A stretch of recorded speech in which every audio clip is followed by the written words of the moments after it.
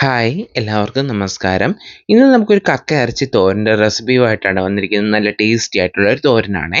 അതിന് വേണ്ടി ഞാനിവിടെ കക്ക ഇറച്ചി എടുത്ത് വെച്ചിട്ടുണ്ട്. ഇതുപോലെ ചെറിയ കക്ക ഇറച്ചി വെച്ചിട്ടാണ് നമ്മൾ തോരൻ തയ്യാറാക്കി എടുക്കുന്നത്. ഇത് ചെറിയ കക്ക ഇറച്ചി ആയതുകൊണ്ട് തന്നെ ധാരാളം മണ്ണ് കാണും. നന്നായിട്ട് ക്ലീൻ ചെയ്തിട്ട് എടുത്ത് വെച്ചിരിക്കുന്ന കക്ക ഇറച്ചിയാണ്. ഒരു പ്രഷർ കുക്കറിലേക്ക് നമുക്ക് ഇട്ട് കൊടുക്കാം. ഇത് വേണേൽ ചട്ടിയിലും നമുക്ക് കുക്ക് ചെയ്തെടുക്കാം. പ്രഷർ കുക്കറിലാകുമ്പോൾ കുറച്ചുകൂടെ പെട്ടെന്ന് തന്നെ കുക്കായി കിട്ടും. മഞ്ഞൾപ്പൊടി, മുളക് പൊടി, ഉപ്പും കൂടി ഇതിലേക്ക് ചേർത്ത് കൊടുക്കാം. ഇതിലേക്ക് ഒരു 1/4 ഗ്ലാസ് മാത്രം വെള്ളം ചേർത്ത് കൊടുക്കാം. ഇത് നമുക്ക് കക്കയിറച്ചിയിൽ നിന്ന് വെള്ളം ഇറങ്ങാൻ വേണ്ടി മാത്രമുള്ള വെള്ളമാണ്. കുറച്ച് അടുക്കി പിടിക്കാതിരിക്കാനും മാത്രം. ഒന്ന് മിക്സ് ചെയ്ത ശേഷം കുക്കർ അടച്ചു വെച്ച് മീഡിയം ഫ്ലെയിമിൽ ഒരു 2 വിസിൽ വരുന്നത് വരെയാണ് ഞാൻ കുക്ക് ചെയ്തെടുക്കുന്നത്. അപ്പോൾ ചില കക്കയിറച്ചി ഒരു വിസിൽ വരുമ്പോൾ കുക്ക് ചെയ്തെടുത്താൽ മതിയാകും. കുറച്ചുകൂടെ വളരെ പൊടിയാണെങ്കിൽ ഒരു വിസിലിൽ കുക്ക് ചെയ്തെടുത്താൽ മതി.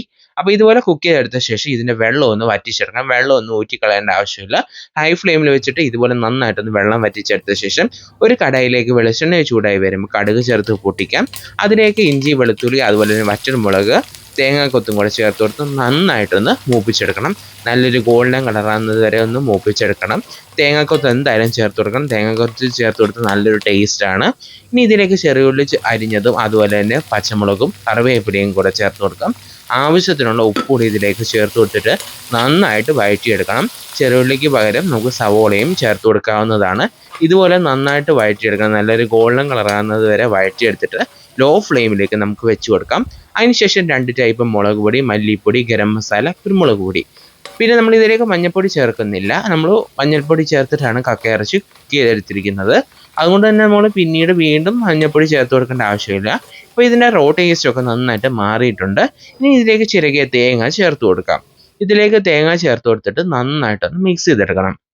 ഇതുപോലെ നന്നായിട്ട് മിക്സ് ചെയ്തെടുക്കണം. അത് തേങ്ങയുടെ ഒരു പച്ചമണം പോകണം. അപ്പോൾ ഇതുപോലെ നന്നായിട്ടൊന്ന് മിക്സ് ചെയ്ത ശേഷം നമുക്ക് വേവിച്ച് വെള്ളം വറ്റിച്ച് വെച്ചിരിക്കുന്ന കക്കയിറച്ചി ഇതിലേക്ക് ചേർത്ത് കൊടുക്കാം. അപ്പോൾ ഇതിലേക്ക് നമ്മൾ കക്കയിറച്ചി ചേർത്ത് കൊടുത്തിട്ടുണ്ട്. ഇനി ഇതിലേക്ക് ഉപ്പൊന്നും ചേർത്ത് കൊടുക്കുന്നില്ല. നമ്മൾ ചെറിയുള്ളി വഴറ്റിയപ്പോഴും ഉപ്പ് ചേർത്തിട്ടുണ്ട്. കക്കയിറച്ചി വേവിച്ച സമയത്തും ഉപ്പ് ചേർത്ത് കൊടുത്തിട്ടുണ്ട്. ഇതുപോലെ നന്നായിട്ടൊന്ന് മിക്സ് ചെയ്ത ശേഷം നമുക്ക് ഇതുപോലെ ഒന്ന് തട്ടിപ്പൊത്തി വെച്ചിട്ട് നമുക്കിതൊരു മീഡിയം ഫ്ലെയിമിൽ ഒരു 10 മിനിറ്റാണ് ഞാനിവിടെ കുക്ക് ചെയ്തെടുക്കുന്നത്. മീഡിയം ടു ലോ ഫ്ലെയിമിലാണ്.